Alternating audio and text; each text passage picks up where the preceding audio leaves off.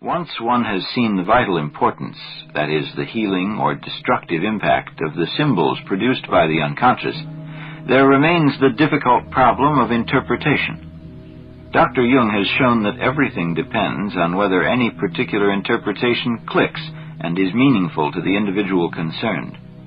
In this way, he has indicated the possible meaning and function of dream symbolism. But in the development of Jung's theory, this possibility raised another question. What is the purpose of the total dream life of the individual? What role do dreams play, not only in the immediate psychic economy of the human being, but in his life as a whole? By observing a great many people and studying their dreams, Jung discovered not only that all dreams are relevant in varying degrees to the life of the dreamer, but that they are all parts of one great web of psychological factors. He also found that on the whole they seem to follow an arrangement or pattern. This pattern Jung called the process of individuation. Since dreams produce different scenes and images every night, people who are not careful observers will probably be unaware of any pattern. But if one watches one's own dreams over a period of years and studies the entire sequence, one will see that certain contents emerge, disappear, and then turn up again. Many people even dream repeatedly of the same figures, landscapes, or situations, and if one follows these through a whole series, one will see that they change slowly but perceptibly.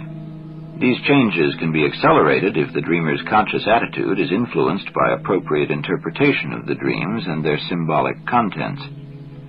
Thus, our dream life creates a meandering pattern in which individual strands or tendencies become visible, then vanish, then return again.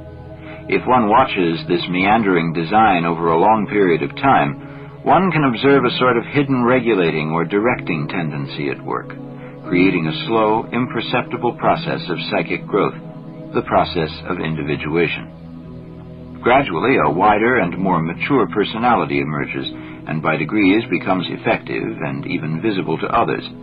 The fact that we often speak of arrested development shows that we assume that such a process of growth and maturation is possible with every individual.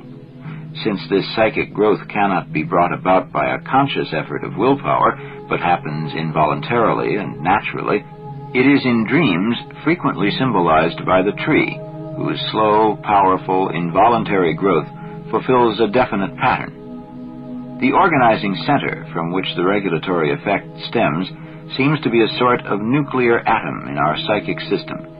One could also call it the inventor, organizer, and source of dream images. Jung called this center the self and described it as the totality of the whole psyche in order to distinguish it from the ego, which constitutes only a small part of the total psyche. The self can be defined as an inner guiding factor that is different from the conscious personality and that can be grasped only through the investigation of one's own dreams.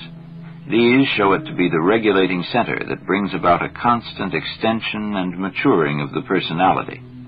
But this larger, more nearly total aspect of the psyche appears first as merely an inborn possibility. It may emerge very slightly, or it may develop relatively completely during one's lifetime. How far it develops depends on whether or not the ego is willing to listen to the messages of the self.